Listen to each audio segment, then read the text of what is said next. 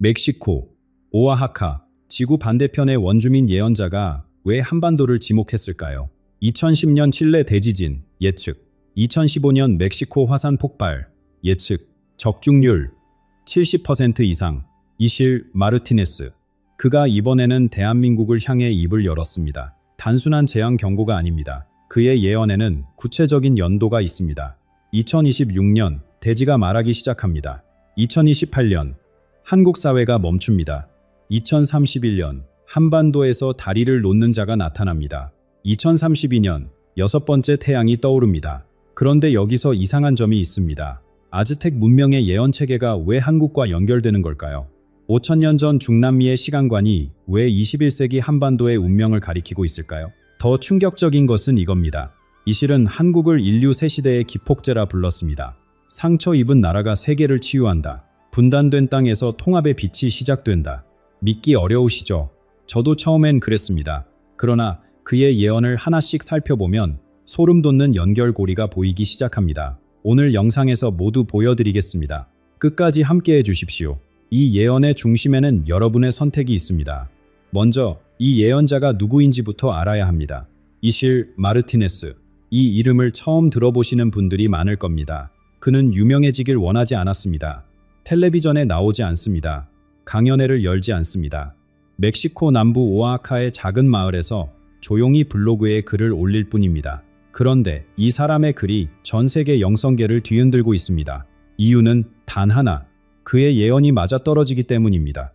2010년 칠레 대지진, 규모 8.8, 수십만 명의 이재민이 발생했습니다. 이실은 이 지진을 수개월 전에 자신의 블로그에 기록해 두었습니다. 당시에는 아무도 주목하지 않았습니다. 2015년 멕시코 화산 폭발, 다시 한번 그의 블로그에는 이미 경고가 적혀 있었습니다. 우연이라고요.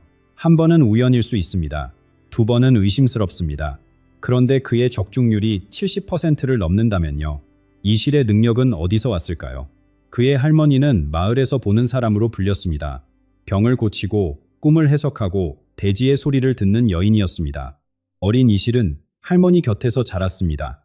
밤하늘의 별이 전하는 이야기, 바람결에 실린 조상들의 목소리, 대지가 품은 기억을 읽는 법을 배웠습니다. 이것은 미신이 아닙니다. 수천 년간 이어져 온 지혜의 전승입니다. 이실의 예언을 이해하려면 아즈텍 문명의 시간관을 알아야 합니다. 아즈텍인들은 우주가 5번의 태양 시대를 거친다고 믿었습니다. 지금 우리가 사는 시대는 5번째 태양, 올린 토나티우입니다. 우리말로 하면 움직이는 태양입니다. 이 시대의 특징이 있습니다. 끝이 흔들림으로 온다는 것입니다. 단순히 땅이 흔들리는 지진만을 뜻하지 않습니다. 사회가 흔들립니다. 경제가 흔들립니다. 사람들이 믿어온 모든 것이 뿌리째 흔들립니다. 지금 세상을 보십시오. 이미 흔들리고 있지 않습니까? 그런데 여기서 중요한 게 있습니다. 아즈텍의 끝은 서양식 종말론과 다릅니다. 그들에게 끝은 파멸이 아닙니다. 새로운 시작을 위한 필수 조건입니다. 씨앗이 썩어야 싹이 듭니다. 밤이 깊어야 새벽이 옵니다. 낡은 것이 무너져야 새 것이 들어설 자리가 생깁니다. 이실은 이것을 전환이라 부릅니다. 종말이 아니라 진화입니다.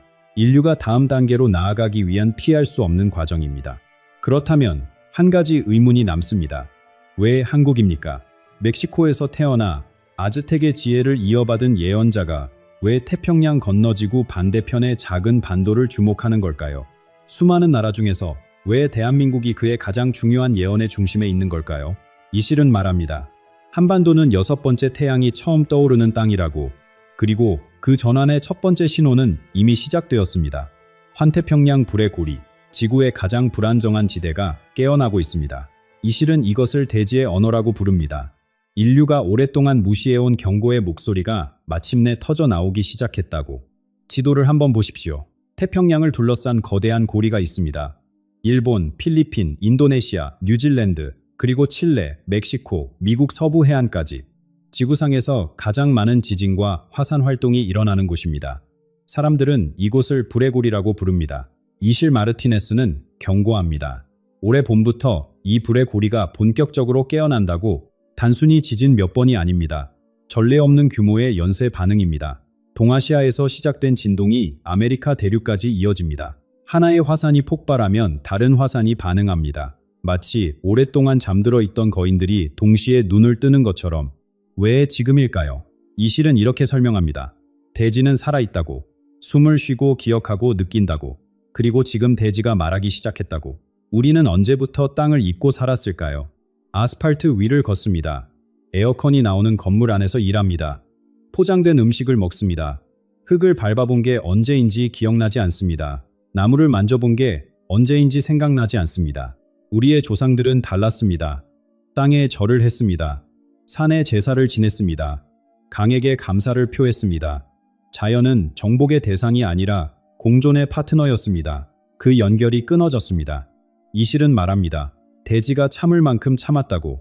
이제 더는 침묵하지 않겠다고. 올해 일어나는 재난들은 벌이 아닙니다. 경고입니다. 잊혀진 관계를 회복하라는 절박한 호소입니다.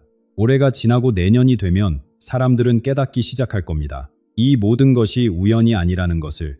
여기서 지진, 저기서 화산, 또 다른 곳에서 해일. 처음에는 개별 사건으로 보입니다. 뉴스에서 며칠 다루다가 잊힙니다. 다른 소식에 묻힙니다. 하지만 내년쯤 되면 패턴이 보이기 시작합니다. 점들이 연결됩니다. 이것이 하나의 거대한 흐름이라는 것을, 시대가 바뀌고 있다는 신호라는 것을 부정할 수 없게 됩니다.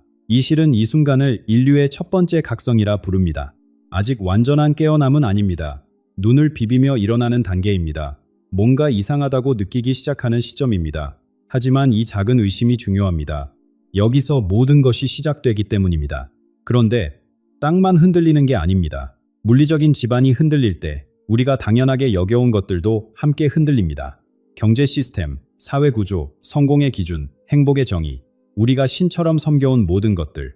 이 실은 이것을 거짓 신들의 균열이라 표현합니다. 콘크리트 아래 묻힌 대지가 목소리를 높일 때 콘크리트 위에 세워진 모든 것들의 기반도 함께 흔들리기 시작합니다.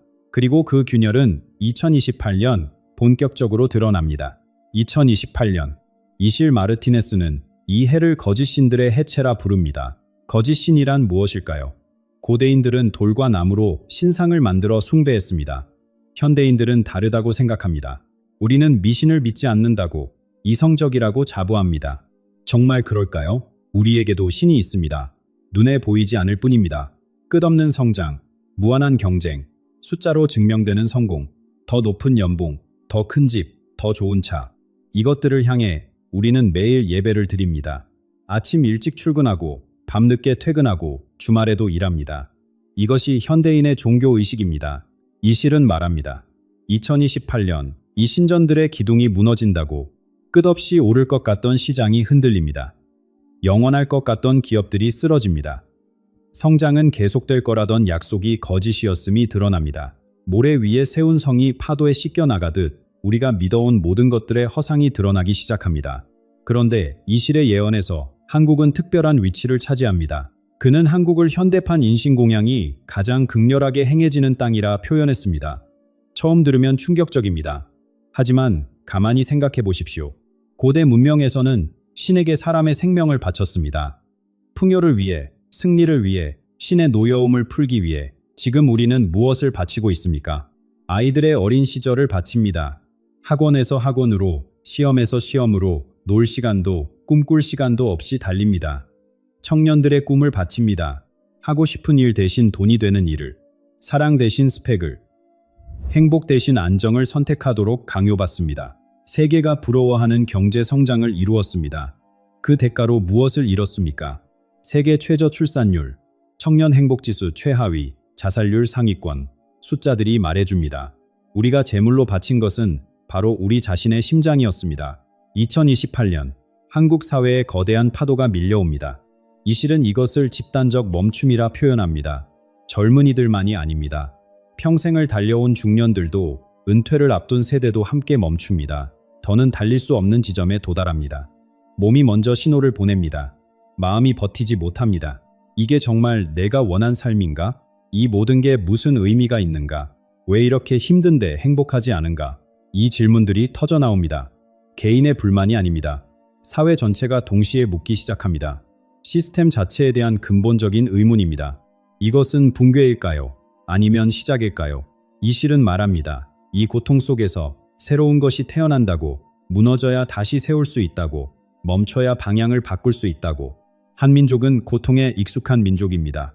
역사 속에서 수없이 쓰러지고 수없이 다시 일어났습니다.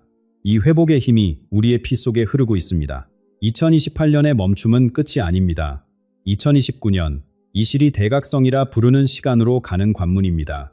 어둠이 가장 짙어지는 순간이 새벽 직전입니다. 그리고 그 새벽과 함께 한반도의 특별한 존재가 모습을 드러내기 시작합니다.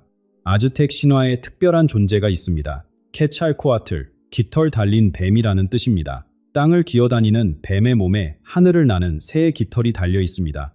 이상한 조합입니다. 하지만 이 형상 속에 깊은 의미가 담겨 있습니다. 뱀은 땅을 상징합니다. 물질의 세계, 육체, 현실입니다. 깃털은 하늘을 상징합니다. 영혼의 세계, 정신, 이상입니다. 케찰코아틀은 이 둘의 결합입니다. 땅에 발을 딛고 서면서도 하늘을 향해 날아오르는 존재, 물질과 영혼이 하나로 어우러진 상태입니다. 이실 마르티네스는 말합니다. 케찰코아틀이 돌아온다고. 하지만 오해하지 마십시오. 하늘에서 신이 내려온다는 이야기가 아닙니다. 케찰코아틀의 귀환은 인류의식의 대전환을 의미합니다. 물질만 추구하던 시대가 끝나고 영혼과 물질이 균형을 이루는 새로운 시대가 열린다는 뜻입니다. 그리고 이실의 예언 중 가장 구체적인 부분이 바로 여기서 등장합니다. 한반도에 한 사람이 나타납니다. 30에서 40 사이의 평범한 사람입니다. 대통령이 아닙니다. 재벌 총수도 아닙니다. 유명 연예인도 종교 지도자도 아닙니다. 어떤 직함도 어떤 권력도 갖고 있지 않습니다. 그냥 우리 옆집에 살 법한 보통 사람입니다. 하지만 이 사람의 가슴 속에는 불꽃이 있습니다. 이실은 이 사람을 다리를 놓는 자라고 부릅니다. 2031년 이 사람이 세상에 알려지기 시작합니다. 그가 하는 일은 단순합니다. 나누어진 것을 잇는 것입니다. 갈라진 마음들 사이에 다리를 놓는 것입니다. 그의 메시지도 단순합니다.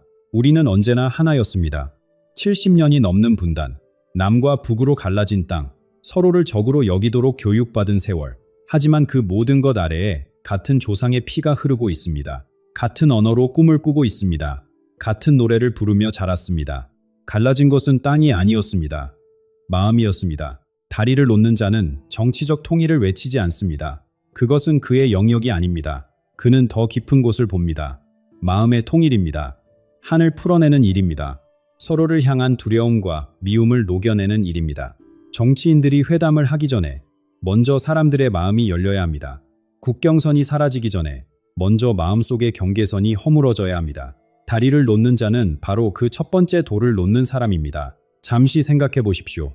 혹시 그 사람이 여러분 자신일 수도 있지 않을까요? 예언은 한 명의 영웅을 말하지만 다리는 혼자 놓는 게 아닙니다. 수많은 손이 함께 만들어갑니다. 가족 사이의 오래된 갈등을 풀어가는 것, 이웃과 마음을 나누는 것, 미워했던 사람을 용서하는 것. 이 모든 것이 다리의 일부입니다. 한반도의 치유는 한반도 안에서 끝나지 않습니다. 이실은 말합니다. 분단의 아픔을 치유한 민족이 세계의 분열을 치유할 힘을 갖게 된다고. 한반도에서 시작된 화해의 물결이 전 세계로 퍼져나간다고. 2031년에 다리를 놓는 자는 시작입니다. 2032년 한국은 더 큰 역할을 맡게 됩니다. 이실이 6번째 태양이라 부르는 새로운 시대, 그 시대의 문을 여는 열쇠가 바로 이 작은 반도에 있습니다. 2032년 이실 마르티네스는 이 해를 6번째 태양이 떠오르는 해라 부릅니다. 5번째, 태양의 시대가 저물고 완전히 새로운 시대가 열립니다. 하지만 여기서 중요한 점이 있습니다. 이 새 시대는 예정된 것이 아닙니다. 자동으로 오는 것이 아닙니다. 인류가 만들어 가야 합니다. 두려움 대신 사랑을 선택할 때, 분열 대신 연대를 선택할 때, 탐욕 대신 나눔을 선택할 때, 그때 비로소 6번째 태양이 떠오릅니다. 선택하지 않으면 태양은 뜨지 않습니다. 어둠이 계속됩니다. 그렇다면 그 선택은 어디서 시작될까요? 이실은 한반도를 지목합니다. 처음에는 이상하게 들릴 수 있습니다. 왜 한국입니까? 더 크고 강한 나라들이 많습니다. 더 오래된 문명들도 있습니다. 왜 하필 이 작은 반도입니까? 이실의 대답은 이렇습니다. 상처 입은 자만이 진정한 치유자가 될 수 있다고. 한국의 역사를 보십시오. 식민 지배를 겪었습니다. 전쟁으로 모든 것이 파괴되었습니다. 형제가 적이 되어 총을 겨누었습니다. 70년 넘게 분단된 채 살아왔습니다. 이보다 더 깊은 상처가 있을까요? 그런데 바로 이 상처가 힘이 됩니다. 폐허에서 일어난 민족입니다. 불가능하다고 했던 것들을 해냈습니다. 세계가 놀라는 속도로 성장했습니다. 쓰러질 때마다 다시 일어났습니다. 이 회복의 경험, 이 극복의 지혜가 우리 안에 축적되어 있습니다. 2032년 한국은 이 지혜를 세계와 나누기 시작합니다. 갈등으로 고통받는 나라들에게, 역사적 트라우마를 안고 사는 민족들에게, 분열로 찢어진 사회들에게 한국은 말합니다. 우리도 그랬습니다. 그리고 이렇게 이겨냈습니다. 이론이 아닙니다. 직접 겪고 극복한 경험에서 나오는 살아있는 지혜입니다. 이 실의 예언에는 또 하나의 중요한 요소가 있습니다. 기술과 영혼의 조화입니다. 지금 전 세계가 두려워하고 있습니다. 인공지능이 인간의 일자리를 빼앗을 것이라고, 로봇이 인간을 대체할 것이라고. 기술이 발전할수록 인간은 더 외로워지고 있습니다. 디지털로 연결될수록 진짜 연결은 사라지고 있습니다. 한국은 이 문제의 해답을 찾아냅니다. 첨단 기술을 발전시키면서도 정의 문화를 잃지 않는 방법, 효율성을 추구하면서도 따뜻함을 유지하는 방법, 빠르게 달리면서도 함께 가는 방법. 한국은 이 균형점을 세계에 보여줍니다. 빨리빨리가 세계를 놀라게 했습니다. 이제는 함께 천천히가 세계를 치유할 차례입니다. 경쟁에서 협력으로, 소유에서 나눔으로, 성장에서 균형으로. 이 전환의 모델이 한반도에서 만들어집니다. 그리고 전 세계가 이 모델을 배우러 옵니다. 아름다운 미래입니다. 하지만 이 실은 경고합니다. 이 미래는 그냥 주어지지 않는다고, 그 전에 반드시 통과해야 할 시험이 있다고. 아즈텍 신화에는 케찰코아틀만 있는 게 아닙니다. 그의 그림자 같은 존재가 있습니다. 테스카틀리포카, 연기나는 거울의 신입니다. 이 거울 앞에 서면 자신의 가장 어두운 면이 보입니다. 숨기고 싶었던 것, 부정하고 싶었던 것, 두려워했던 것이 모두 드러납니다. 2030년부터 2032년까지 한국과 인류는 이 검은 거울 앞에 서게 됩니다. 케찰코아틀에게는 그림자가 있습니다. 테스카틀리포카, 연기나는 거울이라는 뜻입니다. 이 거울은 평범한 거울이 아닙니다. 앞에 서면 자신이 보고 싶지 않았던 모습이 비칩니다. 감춰둔 두려움, 부정해온 욕망, 외면했던 어둠이 선명하게 드러납니다. 이실 마르티네스는 경고합니다. 2030년부터 2032년까지 인류는 이 검은 거울 앞에 서게 된다고. 시험의 형태는 무엇일까요? 첫 번째는 분열의 유혹입니다. 우리 편과 저들, 오른쪽과 틀린 쪽, 선과 악, 세상을 둘로 나누고 싶은 유혹이 더 강해집니다. 저 사람들 때문에 문제야라고 손가락질하기가 더 쉬워집니다. 함께 해결책을 찾는 것보다 누군가를 탓하는 게 더 간단해 보입니다. 두 번째는 증오의 확산입니다. 온라인 공간에서 분노와 혐오가 들불처럼 번집니다. 댓글 하나가 전쟁이 됩니다. 서로를 향한 공격이 일상이 됩니다. 얼굴을 마주하면 하지 못할 말들이 화면 뒤에서는 쉽게 쏟아집니다. 세 번째는 거짓 선지자들입니다. 두려움을 파는 사람들이 나타납니다. 이렇게 하면 살아남는다며 쉬운 해답을 팝니다. 저들이 적이다며 공포를 조장합니다. 혼란한 시대일수록 이런 목소리가 커집니다. 그리고 두려운 마음은 그 목소리에 쉽게 끌립니다. 이것이 테스카틀리포카의 시험입니다. 거울에 비친 어둠에 삼켜지느냐, 아니면 그 어둠을 직시하고 넘어서느냐. 이 선택이 6번째 태양의 운명을 결정합니다. 어떻게 준비해야 할까요? 이 실은 5가지 길을 제시합니다. 첫째, 대지와 다시 연결하십시오. 하루에 잠시라도 흙을 밟아 보십시오. 나무 곁에 서 보십시오. 하늘을 올려다 보십시오. 콘크리트와 화면에서 벗어나 자연 속에 몸을 두십시오. 우리가 어디에서 왔는지 기억하는 것, 이것이 시작입니다. 둘째, 조상에게 감사하십시오. 그분들이 겪은 고난 덕분에 우리가 여기 있습니다. 전쟁을 견뎌낸 할머니, 굶주림 속에서도 희망을 놓지 않았던 할아버지, 그 뿌리가 우리를 지탱합니다. 뿌리 없는 나무는 바람에 쓰러집니다. 셋째, 공동체를 회복하십시오. 혼자서는 이 시대를 건널 수 없습니다. 이웃과 인사를 나누십시오. 도움이 필요한 사람에게 손을 내미십시오. 받기만 하지 말고 주십시오. 정이 흐르는 관계가 우리의 버팀목이 됩니다. 넷째, 내면의 고요한 공간을 만드십시오. 매일 잠시라도 침묵 속에 머무르십시오. 텔레비전을 끄고 휴대폰을 내려놓고 그냥 조용히 앉아보십시오. 바깥 세상의 소음이 잦아들면 내면의 목소리가 들리기 시작합니다. 다섯째, 두려움을 넘어서십시오. 검은 거울에 비친 것은 실체가 아닙니다. 환상입니다. 두려움은 우리를 얼어붙게 만들려는 속임수입니다. 두려움이 올 때 그것을 똑바로 바라보십시오. 바라보면 녹기 시작합니다. 사랑의 눈으로 보면 사라집니다. 이실 마르티네스의 예언은 결국 하나의 진실을 가리킵니다. 미래는 정해져 있지 않습니다. 예언은 지도일 뿐입니다. 어느 길로 갈지는 우리가 선택합니다. 여섯 번째 태양은 저절로 뜨지 않습니다. 우리 안에서 먼저 떠올라야 합니다. 한 사람 한 사람의 가슴 속에서 새벽이 시작되어야 합니다. 한반도에서 시작되는 이각성. 그것은 거창한 사건이 아닙니다. 조용한 혁명입니다. 아침에 눈을 뜨며 오늘은 다르게 살겠다고 결심하는 것. 미움 대신 이해를 선택하는 것.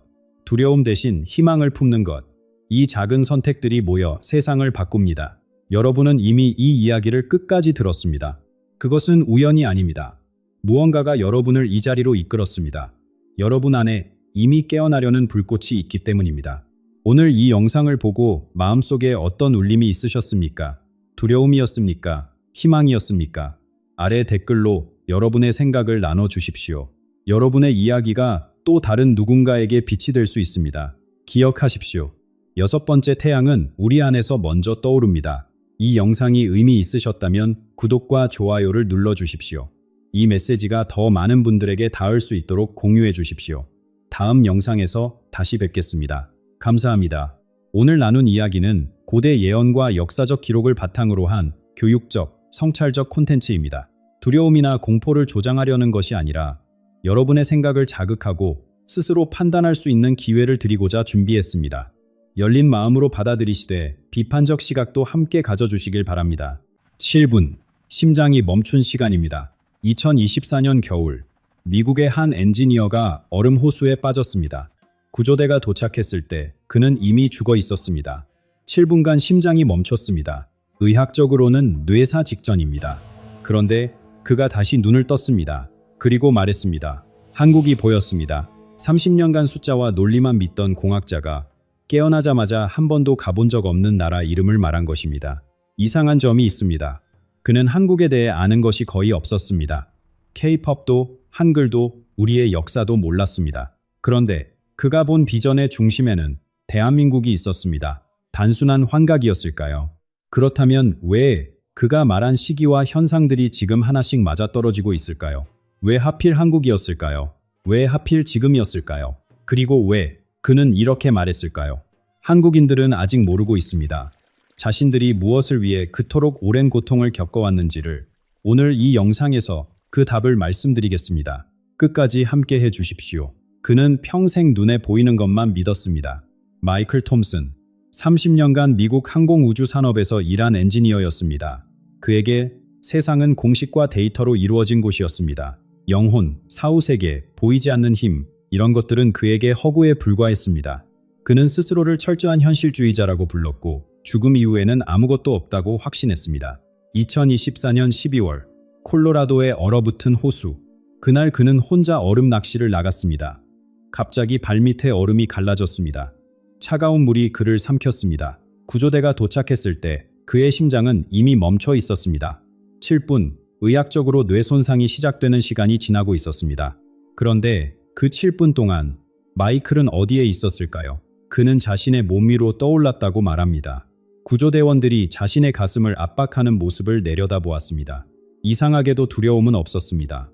오히려 태어나서 처음 느껴보는 평화가 그를 감쌌습니다. 그때 그의 인생 전체가 눈앞에 펼쳐졌습니다. 하지만 단순히 보는 것이 아니었습니다. 그는 자신이 했던 모든 행동을 상대방의 입장에서 느꼈습니다. 무심코 던진 말이 누군가에게 상처가 되었던 순간 그 아픔을 직접 경험했습니다. 작은 친절이 누군가의 하루를 밝혔던 순간 그 기쁨도 함께 느꼈습니다. 우리는 연결되어 있었습니다. 처음부터 끝까지. 그리고 그 경험의 절정에서 마이클은 무언가를 만났습니다. 형체는 없었습니다. 하지만 압도적인 존재감이 있었습니다. 빛이라고밖에 표현할 수 없는 의식체였습니다. 그 존재는 말이 아닌 직접적인 뇌프로 메시지를 전했습니다. 지구는 지금 거대한 전환점을 지나고 있다. 이 변화의 중심에 특별한 땅이 있다. 오랜 고통을 통해 정화된 땅. 그곳은 한국이다. 마이클은 혼란스러웠습니다. 한국에 대해 아는 것이 거의 없었기 때문입니다. 왜 하필 그 나라였을까요? 빛의 존재는 답했습니다. 그들은 아직 모른다. 자신들이 왜 그토록 오랜 시간 고통받아야 했는지를. 하지만 그 고통에는 이유가 있었다. 때가 되면 알게 될 것이다. 마이클이 다시 눈을 떴을 때 그는 완전히 다른 사람이 되어 있었습니다. 숫자만 믿던 엔지니어가 이제 보이지 않는 것을 말하기 시작했습니다. 하지만 여기서 한 가지 의문이 남습니다. 왜 지금일까요? 왜 이 시대에 이런 메시지가 전해지는 것일까요? 마이클이 본 것은 단순히 한국만의 이야기가 아니었습니다. 그것은 지구 전체가 겪고 있는 거대한 변화의 일부였습니다. 인류가 오랫동안 믿어왔던 것들이 무너지고 완전히 새로운 시대가 열리고 있다는 신호였습니다. 그리고 그 변화의 흐름은 서쪽에서 동쪽으로 지금 이 순간에도 움직이고 있습니다. 지금 세상이 혼란스럽게 느껴지시나요? 경제는 흔들리고 기후는 예측할 수 없이 변하고 사람들 사이의 갈등은 깊어지고 있습니다. 뉴스를 볼 때마다 불안해지고 어디로 가야 할지 모르겠다는 느낌. 혹시 이런 감정을 느끼고 계신다면 여러분만 그런 것이 아닙니다. 하지만 마이클이 본 비전은 이 혼란에 대해 전혀 다른 해석을 제시합니다. 씨앗을 생각해 보십시오. 씨앗이 싹을 틔우려면 먼저 무엇이 일어나야 할까요? 껍질이 깨져야 합니다. 그 순간 씨앗은 자신이 파괴되고 있다고 느낄 수 있습니다. 하지만 실제로는 완전히 새로운 존재로 태어나는 중입니다. 지금 인류가 겪고 있는 고통이 바로 이것입니다. 오랫동안 우리는 가진 것으로 자신의 가치를 측정해 왔습니다. 더 큰 집, 더 좋은 차, 더 높은 지위, 더 많은 돈. 하지만 이 방식은 한계에 도달했습니다. 아무리 많이 가져도 채워지지 않는 공허함, 성공했는데도 행복하지 않은 사람들. 이것은 시스템이 더 이상 작동하지 않는다는 신호입니다. 새로운 시대는 다른 질문을 던집니다. 무엇을 가졌느냐가 아니라 어떤 존재인가, 소유에서 존재로. 이 전환이 지금 일어나고 있습니다. 흥미로운 것은 현대 과학도 이 변화를 감지하고 있다는 점입니다. 프린스턴 대학에서 진행한 한 연구가 있습니다. 전 세계 곳곳에 난수 발생기를 설치하고 데이터를 수집했습니다. 무작위로 숫자를 생성하는 기계이니 당연히 아무런 패턴이 없어야 합니다. 그런데 이상한 일이 발견되었습니다. 전 세계인이 동시에 같은 것에 집중할 때 이 기계들이 갑자기 비정상적인 패턴을 보인 것입니다. 올림픽 개막식, 새해 카운트다운, 전 세계가 충격받은 대형 사건들. 마치 인류의 집단의식이 물리적 현실에 영향을 미치는 것처럼 말입니다. 양자물리학에서 말하는 관찰자 효과도 같은 맥락입니다. 입자는 관찰되기 전까지 여러 상태로 존재하다가 누군가 관찰하는 순간 하나의 상태로 결정됩니다. 의식이 현실을 형성한다는 고대의 가르침이 과학으로 증명되고 있는 셈입니다. 그렇다면 지금 이 전환은 어디서 시작되고 있을까요? 마이클이 만난 빛의 존재는 분명하게 말했습니다. 지난 수백 년간 세계 문명의 중심은 서쪽이었습니다. 대서양을 중심으로 유럽과 미국이 세상을 이끌었습니다. 하지만 이 시대가 끝나가고 있습니다. 에너지의 중심이 동쪽으로 이동하고 있습니다. 태평양과 동아시아로. 이것은 단순히 경제력이나 군사력의 이동이 아닙니다. 영적 에너지의 축이 움직이고 있는 것입니다. 이 변화를 뒷받침하는 물리적 현상도 있습니다. 지구의 자기장이 변하고 있습니다. 이것은 과학적으로 측정된 사실입니다. 자북극의 위치가 점점 빠르게 이동하고 있고 자기장의 강도도 변화하고 있습니다. 일부 연구자들은 이 자기장의 변화가 인간의 뇌와 의식에 영향을 미친다고 말합니다. 자기장이 약해지면 기존의 사고 패턴에서 벗어나기 쉬워진다는 것입니다. 오래된 믿음과 습관의 벽이 얇아지고 새로운 인식이 들어올 공간이 생깁니다. 지금 전 세계적으로 영적 각성에 대한 관심이 높아지는 것도 우연이 아닐 수 있습니다. 동양으로 향하는 이 거대한 흐름 속에서 빛의 존재는 한 지점을 특별히 지목했습니다. 중국도, 일본도, 인도도 아니었습니다. 한반도였습니다. 수천 년의 역사를 가진 거대한 문명들 사이에서 왜 하필 이 작은 반도가 선택되었을까요? 분단의 아픔을 아직도 안고 있는 이 땅이 왜 의식 전환의 중심이 될 수 있을까요? 그 답은 바로 그 고통 속에 숨어 있습니다. 우리 민족의 역사를 돌아보면 가슴이 먹먹해집니다. 5,000년, 그 긴 세월 동안 이 땅은 쉴 틈이 없었습니다. 수많은 외세의 침략, 35년간의 식민 지배, 그리고 같은 핏줄끼리 총을 겨눈 전쟁. 지금도 휴전선은 이 땅을 두 동강 내고 있습니다. 세계 어느 민족이 이토록 오랜 시간 이토록 깊은 상처를 안고 살아왔을까요? 그런데 마이클이 전한 메시지는 이 고통에 대해 완전히 다른 시각을 제시합니다. 쇠를 생각해 보십시오. 쇠가 강철이 되려면 무엇이 필요할까요? 뜨거운 불입니다. 그 불 속에서 쇠는 녹을 것 같은 고통을 겪습니다. 하지만 그 과정을 거쳐야만 부서지지 않는 강인함을 얻습니다. 한국인의 집단 영혼이 바로 이 과정을 겪어왔다는 것입니다. 심리학에서는 이것을 외상 후 성장이라고 부릅니다. 극심한 고통을 겪은 후 오히려 더 깊은 지혜와 공감 능력을 갖게 되는 현상입니다. 개인에게 일어나는 이 변화가 한국에서는 민족 전체 차원에서 일어났습니다. 우리가 품어온 한해 정서는 단순한 슬픔이 아닙니다. 그것은 영혼이 단련되는 과정에서 생긴 깊이입니다. 마이클의 비전에서 또 하나 놀라운 언급이 있었습니다. 바로 한글입니다. 그는 한국어에 대해 전혀 몰랐습니다. 그런데 빛의 존재는 한글이 단순한 문자 체계가 아니라고 전했습니다. 한글의 기본 구조를 보십시오. 하늘을 뜻하는 둥근 모양, 땅을 뜻하는 가로선, 사람을 뜻하는 세로선. 이 세 가지 요소가 모든 소리를 만들어냅니다.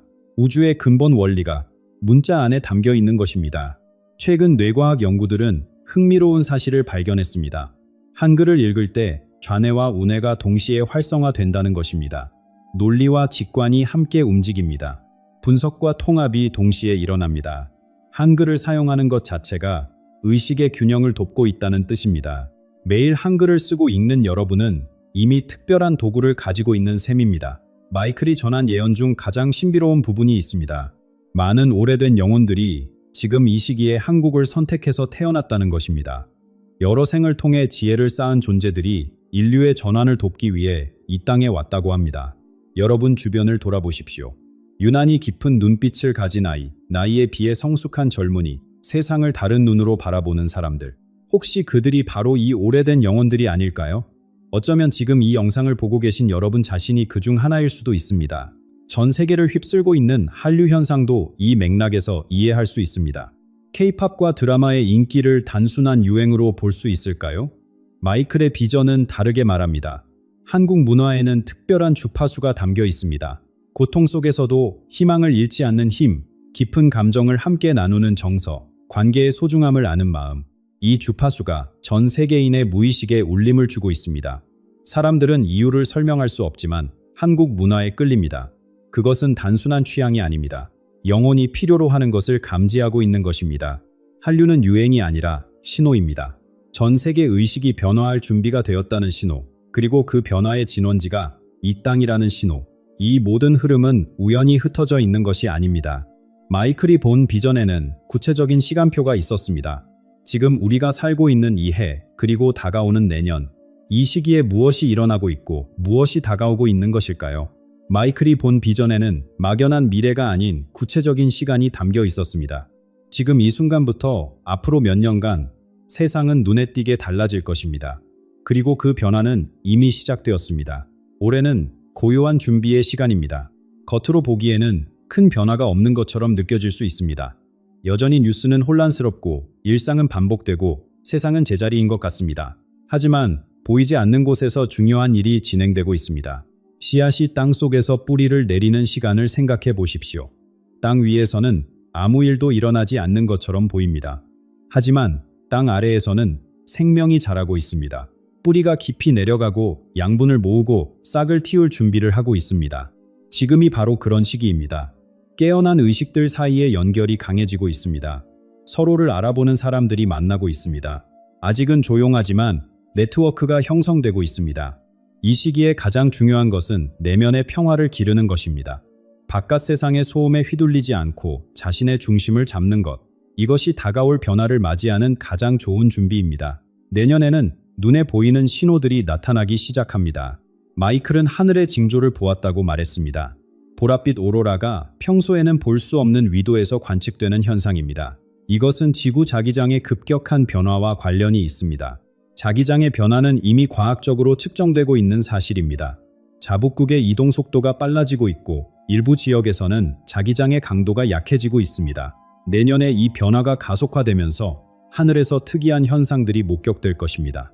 같은 시기에 젊은 세대가 주도하는 새로운 움직임이 시작됩니다. 기존의 교육 방식에 대한 근본적인 질문이 터져 나올 것입니다. 왜 우리는 경쟁해야 하는가? 왜 우리는 외워야 하는가? 왜 우리는 점수로 평가받아야 하는가? 이 질문들은 단순한 불만이 아닙니다. 새로운 시대가 요구하는 새로운 방식에 대한 갈망입니다. 창의성과 협력, 내면의 성장을 중시하는 교육으로의 전환이 시작될 것입니다. 2027년에서 2028년 사이 더 큰 변화가 모습을 드러냅니다. 마이클의 비전에서 가장 놀라웠던 부분 중 하나는 물에 관한 것이었습니다. 물을 기반으로 한 새로운 형태의 에너지가 서서히 공개되기 시작한다는 것입니다. 지금 우리가 사용하는 에너지 체계는 한계에 도달했습니다. 화석 연료는 환경을 파괴하고 그것을 둘러싼 갈등은 전쟁을 일으킵니다. 하지만 물은 어디에나 있습니다. 만약 물에서 깨끗한 에너지를 얻을 수 있다면 세계의 권력 구조 자체가 바뀔 것입니다. 물론 이 기술은 기존 체제의 거센 저항에 부딪힐 것입니다. 하지만 진실은 막을 수 없습니다. 작은 균열에서 시작해 점점 퍼져나갈 것입니다. 교육의 변화도 본격화됩니다. 암기와 경쟁 중심의 시스템은 서서히 무너지기 시작합니다. 그 자리에 완전히 다른 가치관이 들어섭니다. 개인의 고유한 재능을 발견하는 것, 함께 문제를 해결하는 방법을 배우는 것, 내면의 평화와 영적 성장을 교육의 일부로 받아들이는 것. 처음에는 작은 실험들로 시작될 것입니다. 대안학교, 새로운 교육 공동체, 온라인 학습 네트워크. 하지만 이 흐름은 점점 커져서 결국 주류가 될 것입니다. 이 모든 시스템의 변화 속에서 마이클의 비전에는 한 가지 더 중요한 요소가 있었습니다. 한 인물입니다. 우리가 상상하는 영적 지도자와는 전혀 다른 모습에, 그러나 세상을 조용히 바꿔놓을 존재, 마이클은 그를 기억하게 하는 자라고 불렀습니다. 마이클의 비전에서 가장 수수께끼 같은 부분은 한 인물에 관한 것이었습니다. 2028년에서 2029년 사이 동아시아에서 한 사람이 나타납니다. 한국일 가능성이 높다고 했습니다. 하지만 이 사람은 우리가 떠올리는 영적 지도자의 모습과는 완전히 다릅니다. 그는 추종자를 모으지 않습니다. 새로운 가르침을 전파하지 않습니다. 종교를 만들지 않습니다. 단체를 조직하지 않습니다. 무대 위에 서서 군중을 향해 연설하지도 않습니다. 그는 그저 조용히 존재합니다. 그런데 이상한 일이 일어납니다.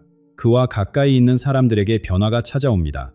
머릿속을 가득 채우던 잡음이 사라집니다. 오랫동안 품고 있던 두려움이 녹아내립니다. 갑자기 모든 것이 선명하게 보이기 시작합니다. 마치 안개가 걷힌 것처럼 자기 자신이 누구인지 기억해냅니다. 그래서 마이클은 이 인물을 기억하게 하는 자라고 불렀습니다. 그는 새로운 진리를 가르치는 사람이 아닙니다. 이미 모든 사람 안에 있는 빛을 일깨우는 사람입니다. 우리는 태어날 때 무언가를 알고 있었습니다. 우주와 연결되어 있다는 것, 사랑받는 존재라는 것, 두려워할 것이 없다는 것. 하지만 세상을 살아가면서 그 기억을 잊어버렸습니다. 기억하게 하는 자는 그 잊힌 잠을 다시 떠올리게 합니다. 이것은 신비로운 현상만은 아닙니다. 과학적으로도 설명이 됩니다. 우리 뇌에는 거울 신경세포라는 것이 있습니다. 다른 사람의 상태를 무의식적으로 감지하고 따라가게 만드는 세포입니다. 불안한 사람 옆에 있으면 나도 모르게 불안해지고, 평화로운 사람 옆에 있으면 나도 평화로워지는 이유입니다. 깊은 평화의 상태에 있는 한 사람이 주변에 미치는 영향을 상상해 보십시오. 그 사람을 만난 이들이 또 다른 사람들에게 영향을 줍니다. 잔잔한 호수에 돌을 던지면 파문이 끝없이 퍼져나가듯 한 사람의 의식이 수많은 사람에게 전해집니다. 기억하게 하는 자가 전할 가장 중요한 메시지는 무엇일까요? 마이클은 이렇게 말했습니다. 그 사람은 말할 것입니다. 나를 믿지 마세요. 당신 자신을 믿으세요. 이것은 영적 권위의 완전한 해체입니다. 더 이상 누군가를 따라갈 필요가 없습니다. 경전에 의존할 필요도, 조직에 속할 필요도 없습니다. 신성한 것은 특별한 장소나 특별한 사람에게만 있는 것이 아닙니다. 바로 지금 여러분 안에 있습니다. 이 메시지가 퍼지면 세상은 근본적으로 달라집니다. 권력은 분산되고 두려움은 줄어들고 각자가 자기 삶의 주인이 됩니다. 하지만 여기서 중요한 질문이 생깁니다. 이것이 미래에 일어날 일이라면 지금 우리는 무엇을 할 수 있을까요? 그때까지 그냥 기다리기만 해야 할까요? 아닙니다. 마이클의 비전에는 분명한 답이 있었습니다. 지금 이 순간 우리 각자가 할 수 있는 일이 있습니다. 미래는 저절로 오는 것이 아닙니다. 우리가 만들어가는 것입니다. 마이클이 본 아름다운 비전은 확정된 운명이 아닙니다. 그것은 가능성입니다. 그리고 그 가능성이 현실이 되려면 지금 우리 각자의 선택이 필요합니다. 그렇다면 구체적으로 무엇을 할 수 있을까요? 먼저 우리 뇌의 작동 방식을 이해해야 합니다. 뇌 속에는 필터 역할을 하는 부분이 있습니다. 매 순간 수백만 개의 정보가 우리 감각으로 들어오지만 그중 극히 일부만 의식에 도달합니다. 나머지는 걸러집니다. 그런데 무엇이 걸러지고 무엇이 통과되는지는 우리의 초점에 달려 있습니다. 새 차를 사면 갑자기 길에서 같은 차가 많이 보이는 경험을 해보셨을 것입니다. 차가 갑자기 늘어난 것이 아닙니다. 뇌가 그것을 중요한 정보로 인식하기 시작한 것입니다. 이 원리를 의식적으로 활용할 수 있습니다. 매일 아침 눈을 뜨면서 마음속으로 선언해 보십시오. 오늘 나는 성장의 기회를 발견할 것이다. 오늘 나는 감사할 일을 만날 것이다. 뇌가 그 방향으로 필터를 조정하기 시작합니다. 혼란스러운 세상 속에서도 희망의 신호를 발견하게 됩니다. 감사의 힘도 과학적으로 증명되어 있습니다. 감사를 느낄 때 뇌에서는 놀라운 변화가 일어납니다. 스트레스 호르몬이 줄어들고 행복을 느끼게 하는 물질이 증가합니다. 하지만 더 중요한 것은 장기적인 효과입니다. 감사의 습관을 들이면 뇌의 구조 자체가 바뀝니다. 부족함에 집중하던 회로가 점점 약해지고 풍요로움을 인식하는 회로가 강해집니다. 똑같은 현실을 살면서도 완전히 다른 세상을 경험하게 됩니다. 오늘 밤 잠들기 전에 3가지만 떠올려 보십시오. 오늘 감사한 일 3가지. 작은 것도 좋습니다. 따뜻한 밥, 창문으로 들어온 햇살, 누군가의 미소. 8주만 계속하면 여러분의 뇌는 달라지기 시작합니다. 한 사람의 평화가 세상을 바꿀 수 있을까요? 거울 신경세포를 기억하십시오. 우리는 서로 연결되어 있습니다. 한 사람이 내면의 평화에 도달하면 그 영향은 주변으로 퍼져나갑니다. 과학자들은 일정 수의 개인이 특정 상태에 도달하면 전체 집단에 영향을 미친다고 말합니다. 여러분 한 사람이 변하면 가족이 영향을 받습니다. 가족이 변하면 이웃이 달라집니다. 이웃이 변하면 지역이 변하면 나라가 변하면 세계가 달라집니다. 이것은 추상적인 이야기가 아닙니다. 파동의 원리입니다. 마지막으로 마이클이 가장 강조했던 것을 전합니다. 미래는 고정되어 있지 않습니다. 그가 본 비전은 확정된 운명이 아니라 가능성의 장이었습니다. 여러 갈래의 길이 있었습니다. 어떤 길은 두려움과 분리로 이어졌고 어떤 길은 사랑과 연결로 이어졌습니다. 어떤 길이 현실이 되는지는 우리의 선택에 달려 있습니다. 두려움을 선택할 것인가, 사랑을 선택할 것인가, 분리를 선택할 것인가, 연결을 선택할 것인가. 지금 이 순간의 작은 선택들이 모여서 미래를 만들어갑니다. 한국인 여러분, 그리고 이 영상을 보고 계신 모든 분들에게 마지막으로 전합니다. 여러분은 우연히 이 시대에 태어난 것이 아닙니다. 우연히 이 땅에 있는 것이 아닙니다. 5000년의 역사가 이 순간을 위해 준비되어 왔습니다. 여러분 안에는 그 모든 세월의 지혜와 회복력이 담겨 있습니다. 이제 그것을 기억할 시간입니다. 여러분은 빛입니다. 처음부터 그랬습니다. 잠시 잊고 있었을 뿐입니다. 오늘부터 그 빛을 살아가십시오. 작은 것부터 시작하십시오. 한 번 더 감사하고, 한 번 더 용서하고, 한 번 더 사랑하십시오. 그 작은 선택들이 새로운 세상을 열 것입니다. 모스크바 국립대학교 1980년대 이곳에서 가장 촉망받던 양자 물리학자가 있었습니다. 어느 날 그는 모든 연구를 중단했습니다. 동료들에게 한마디 남기지 않고 사라졌습니다. 30년 후 그가 발견되었습니다. 우랄 산맥 깊은 곳, 세상과 완전히 단절된 수도원에서. 그의 이름은 드미트리 볼코프. 그런데 이상한 일이 벌어졌습니다. 그가 수도원에서 남긴 기록들, 하나씩 현실이 되기 시작한 겁니다. 2014년 기록, 곰과 섬이 피를 흘릴 것이다.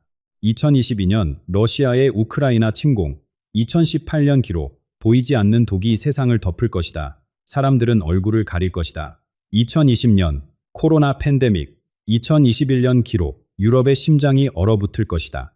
2022년 유럽 에너지 위기, 3번의 예언, 3번 모두 적중. 그리고 2024년 그가 30년 만에 침묵을 깼습니다. 이번 예언의 제목은 단 하나, 동방의 두 별에 관하여. 노란 별, 검은 별.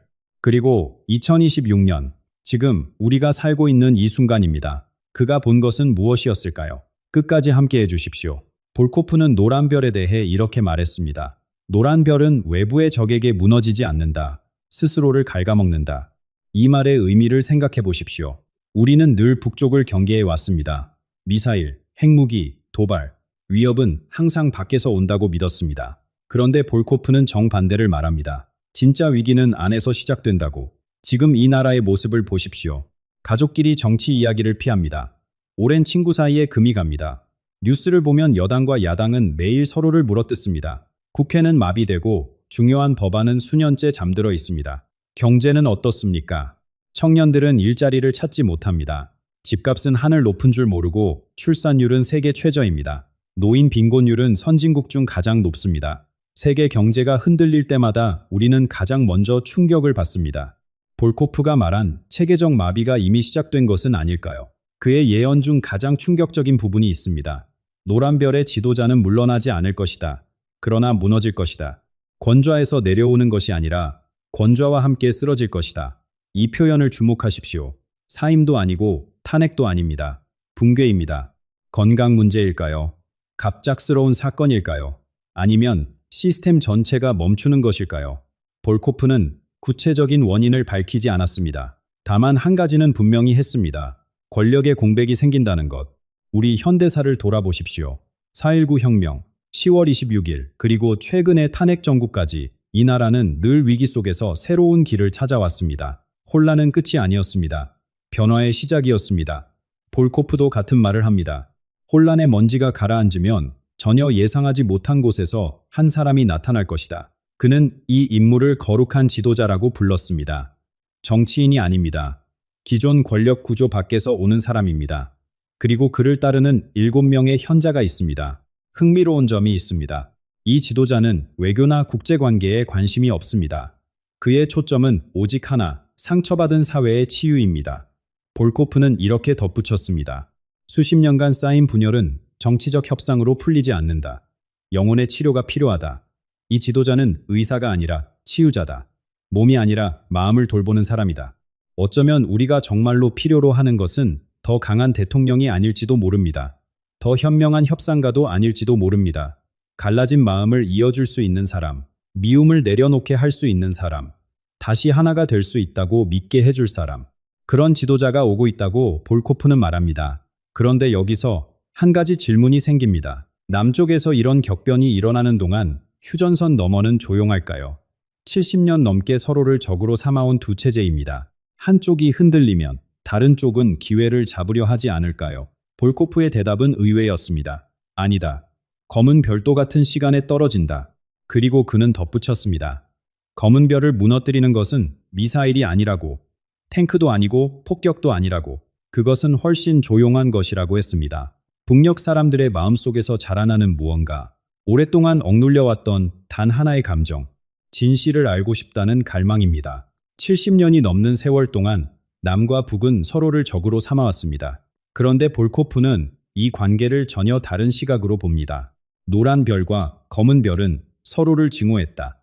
그러나 사실 서로가 없으면 존재할 수 없었다. 이 말을 곱씹어 보십시오. 남쪽의 정치인들은 북쪽의 위협을 명분으로 결집했습니다. 안보라는 단어 하나로 수많은 정책이 정당화되었습니다. 북쪽도 마찬가지입니다. 미제국주의와 남조선 괴뢰라는 적이 있어야 체제를 유지할 수 있었습니다. 적이 필요했던 겁니다. 서로에게. 볼코프는 이것을 적대적 공생이라 불렀습니다. 미워하면서도 기대는 관계, 싸우면서도 의존하는 관계. 그렇다면 한쪽이 무너지면 어떻게 될까요? 다른 쪽도 버틸 이유를 잃습니다. 남쪽이 내부 혼란에 빠진 바로 그 시점, 북쪽에서도 균열이 시작됩니다. 그러나 그 균열은 밖에서 오지 않습니다. 안에서 퍼져나갑니다. 볼코프는 이렇게 적었습니다. 검은 별을 쓰러뜨리는 것은 폭탄이 아니다. 굶주림도 아니다. 그것은 훨씬 조용한 힘이다. 진실에 대한 갈증이다. 북녘 사람들 이야기입니다. 수십 년간 그들은 바깥 세상이 지옥이라고 배웠습니다.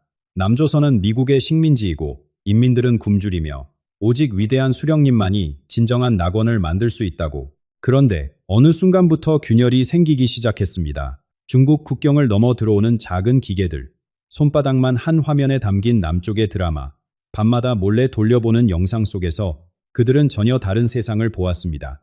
굶주리지 않는 사람들, 자유롭게 말하는 사람들, 웃고 울고 사랑하는 자신들과 똑같은 얼굴의 사람들. 선전과 현실 사이의 간극을 깨달은 순간 마음속에서 무언가가 깨어납니다. 우리가 들은 것은 거짓이었는가? 이 질문은 전염됩니다. 한 사람에서 두 사람으로, 가족에서 마을로, 세대에서 세대로. 당국이 아무리 불온 사상을 단속해도 생각의 흐름은 막을 수 없습니다. 볼코프는 말합니다.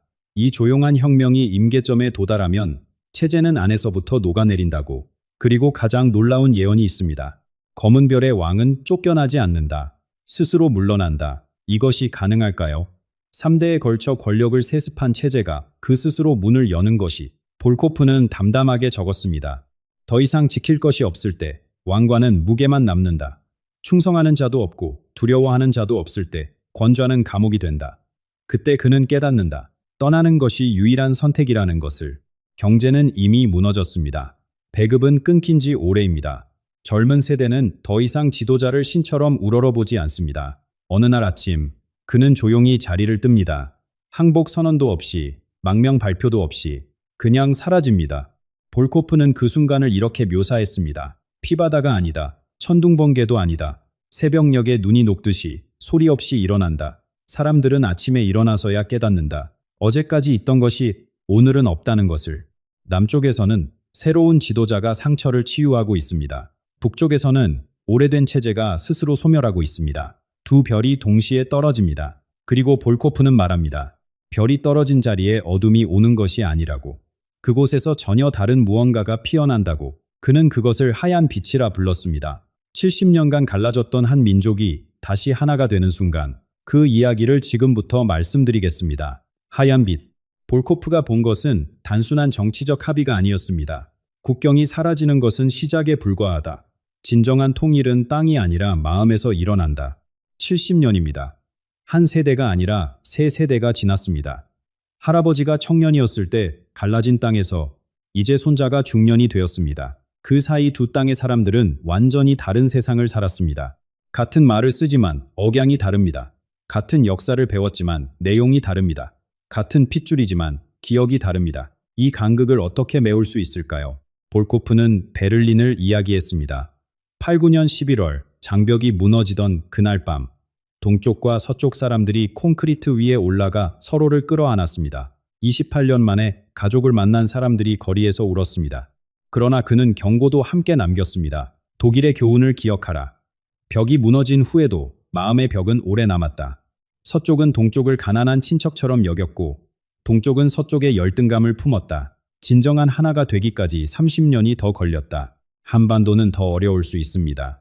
분단 기간이 더 길고 체제 차이가 더 극심합니다. 북녘 사람들은 자본주의를 한 번도 경험해 본 적 없습니다. 남쪽 사람들은 북녘의 삶이 어땠는지 상상조차 하기 힘듭니다. 그래서 볼코프는 말합니다.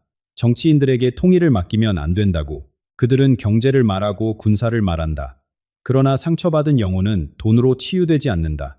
무기로 봉합되지 않는다. 그렇다면 누가 이 치유를 이끌까요?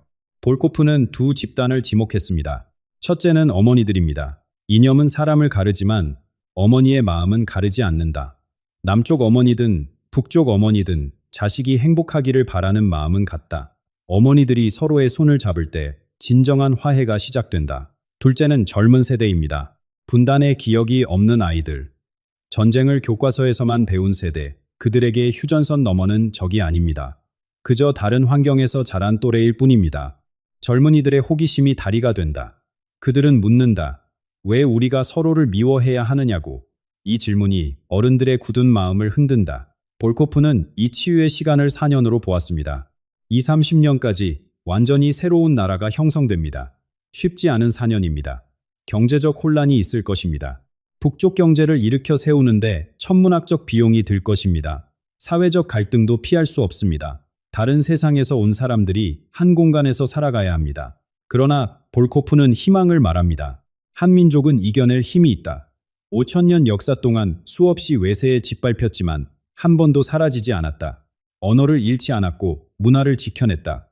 70년의 분단도 그들의 뿌리를 끊지 못했다. 같은 노래를 부릅니다. 아리랑을 부르면 남쪽 사람이든 북쪽 사람이든 눈시울이 붉어집니다. 같은 명절을 텁니다. 설날과 추석의 조상을 기리는 마음이 같습니다. 같은 말을 합니다. 억양은 달라도 어머니라는 단어의 무게는 같습니다. 이것이 70년을 버틴 힘입니다.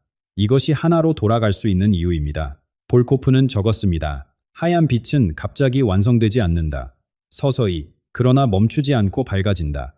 아픔을 겪으며, 눈물을 흘리며, 그래도 손을 놓지 않으며, 그렇게 한 민족은 다시 하나의 별이 된다. 그리고 그는 놀라운 말을 덧붙였습니다. 이 통일된 땅에서 발견되는 것이 있다고. 오랫동안 접근할 수 없었던 북녘 땅 깊은 곳에서 인류 역사의 첫 장을 다시 쓰게 만들 무언가가 드러난다고. 우리가 알던 문명의 시작점이 틀렸을 수도 있다고. 그 이야기를 이어가겠습니다. 통일이 가져오는 것은 평화만이 아닙니다. 볼코프는 이상한 예언을 남겼습니다. 하나가 된 땅에서 놀라운 것이 발견된다. 오랫동안 닫혀있던 곳, 사람의 발길이 닿지 못했던 곳에서 그것은 한반도의 운명만 바꾸는 것이 아니다. 인류가 알던 역사의 첫 페이지를 다시 쓰게 만든다. 무슨 말일까요? 그는 구체적인 위치를 언급했습니다. 평양과 개성 사이 어딘가 70년간 군사 분계선에 가로막혀 아무도 들어갈 수 없었던 땅, 그곳에서 고대 문명의 흔적이 드러난다고 했습니다. 그런데 놀라운 것은 그 연대입니다. 우리가 학교에서 배운 것을 떠올려 보십시오. 인류 최초의 문명은 어디서 시작되었습니까? 메소포타미아, 티그리스 강과 유프라테스 강 사이, 지금의 이라크 지역입니다. 약 5,500년 전입니다. 이집트 문명도 비슷한 시기입니다. 그런데 볼코프가 말한 것은 다릅니다. 그들이 발견하는 것은 수메르보다 4,000년 앞선다. 9,000년 이상 된 문명의 흔적이다. 9,000년. 이것이 사실이라면 우리가 알던 모든 것이 뒤집힙니다. 문명은 서쪽에서 시작되어 동쪽으로 퍼졌다고 배웠습니다.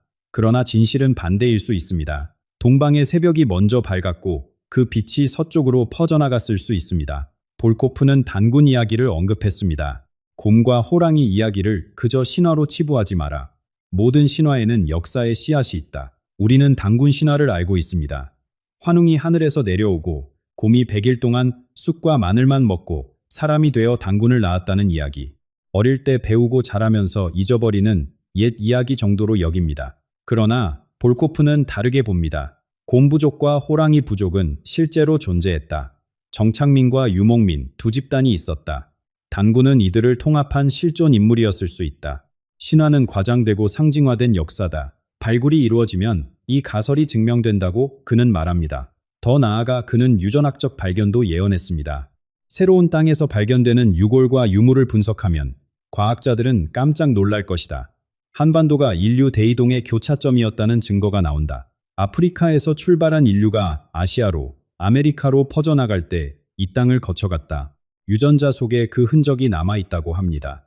동서양의 유전자가 만나는 지점, 여러 문명의 씨앗이 교차한 장소, 이것이 밝혀지면 한국의 위치가 달라집니다. 극동의 작은 나라가 아닙니다. 세계 지도구석에 붙어있는 반도가 아닙니다. 인류 문명의 숨겨진 뿌리, 동양과 서양을 잇는 잃어버린 고리. 볼코프는 적었습니다. 한민족은 오랫동안 스스로를 작게 여겨왔다. 강대국 사이에 끼인 약소국이라고. 늘 침략받고, 늘 눈치 보고, 늘 생존을 걱정해야 하는 나라라고. 그러나 발굴이 끝나면 깨닫게 된다. 자신들이 얼마나 오래되고 얼마나 깊은 뿌리를 가진 민족인지. 새로운 정체성이 탄생합니다. 피해자의 역사가 아니라 시작점의 역사. 끊임없이 침략받은 땅이 아니라 문명을 퍼뜨린 땅. 이 발견이 한민족에게 주는 것은 단순한 자부심이 아닙니다. 사명입니다. 볼코프는 말합니다. 이 새로운 정체성을 깨달은 한국이 세계를 향해 나아간다고. 더 이상 받기만 하는 나라가 아니라 주는 나라로. 도움을 구하는 나라가 아니라 도움을 베푸는 나라로. 분단을 극복한 경험, 전쟁의 상처를 치유한 지혜, 적을 형제로 받아들인 용기. 이것을 세계가 필요로 하게 됩니다. 그 이야기를 마지막으로 전해드리겠습니다. 고통을 겪어본 사람만이 진정한 위로를 줄 수 있습니다. 볼코프는 통일 이후 한국의 역할에 대해 이렇게 말했습니다. 분단과 전쟁과 치유를 모두 경험한 민족만이 평화를 말할 자격이 있다. 한국은 자신의 상처를 지혜로 바꾸어 세계의 갈등을 치유하는 중재자가 된다. 세계를 둘러보십시오. 이스라엘과 팔레스타인은 수십 년째 피를 흘리고 있습니다. 인도와 파키스탄 사이에는 여전히 긴장이 흐릅니다. 우크라이나 전쟁은 끝이 보이지 않습니다. 세계 곳곳에서 민족과 종교와 이념이 충돌합니다. 이 분쟁들을 중재할 수 있는 나라가 있을까요? 강대국들은 자격이 없습니다. 그들은 분쟁의 당사자이거나 이해관계에 얽혀 있습니다. 미국도, 중국도, 러시아도 중립적인 중재자가 될 수 없습니다. 그러나 통일된 한국은 다릅니다. 직접 분단을 경험했습니다. 같은 민족끼리 총을 겨눴습니다. 70년간 서로를 적으로 삼았습니다. 그리고 그 모든 것을 넘어 하나가 되었습니다. 이보다 강력한 자격이 있을까요? 볼코프는 말합니다. 세계가 한국을 바라보게 된다고. 저들도 해냈다면 우리도 할 수 있다. 이 생각이 분쟁 지역 사람들에게 퍼진다고. 한국의 통일은 한 민족의 사건으로 끝나지 않습니다. 전 인류에게 보내는 희망의 메시지가 됩니다. 235년에서 240년 사이 한반도의 세계 평화센터가 세워집니다. 볼코프는 이곳이 유엔보다 더 큰 도덕적 권위를 갖게 된다고 했습니다. 이유는 간단합니다. 유엔은 이론을 말합니다. 그러나 한국은 경험을 말합니다. 회의실에서 나온 선언이 아니라 피와 눈물로 쓴 역사입니다. 한국은 더 이상 무기를 팔지 않는다. 대신 화해의 방법을 나눈다. K-팝과 드라마가 세계를 사로잡았듯이 K-피스가 세계를 변화시킨다. K-피스, 한국발 평화. 문화를 수출하던 나라가 평화를 수출하는 나라가 됩니다. 그러나 볼코프는 마지막으로 중요한 말을 남겼습니다. 내가 본 것은 운명이 아니다. 가능성이다. 가장 밝은 미래의 가능성이다. 이 말을 깊이 새겨야 합니다. 예언은 정해진 길이 아닙니다. 갈림길 앞에서 보여주는 하나의 방향입니다. 그 길로 갈지 말지는 우리가 선택합니다. 분열을 택할 수도 있고 화합을 택할 수도 있다. 두려움을 택할 수도 있고 용기를 택할 수도 있다. 미움을 택할 수도 있고 사랑을 택할 수도 있다. 볼코프의 마지막 문장입니다. 별이 떨어지는 것은 하늘의 뜻이다. 그러나 그 자리에서 무엇이 피어나느냐는 사람의 뜻이다. 결국 선택은 우리의 것입니다. 오늘 이 영상을 보신 분들께 한 가지만 부탁드립니다. 오늘 밤 잠들기 전에 잠시 눈을 감아 보십시오. 국경이 사라진 날을 상상해 보십시오. 북녘에서 온 한 사람을 처음 만난다면 어떤 말을 건네겠습니까? 그 마음이 무엇이든 그것이 지금 우리의 준비 상태입니다. 그리고 그 마음을 바꾸는 것이 진정한 통일의 시작입니다. 이 영상에서 다룬 내용은 예언과 역사적 연구를 바탕으로 한 교육적이고 성찰적인 콘텐츠입니다. 목적은 두려움이나 불안을 조장하는 것이 아니라 다양한 관점에서 우리 민족의 미래를 생각해보고 건강한 비판적 사고를 기르는 데 있습니다. 열린 마음으로 받아들이시되 스스로 판단하시길 바랍니다. 생각을 댓글로 나눠주십시오. 통일에 대해 어떤 마음을 품고 계신지, 오늘 이 이야기가 어떤 울림을 주었는지 듣고 싶습니다. 그리고 의미 있게 보셨다면 소중한 분들과 함께 나눠주십시오. 다음 영상에서 또 만나 뵙겠습니다. 감사합니다. 평안하십시오.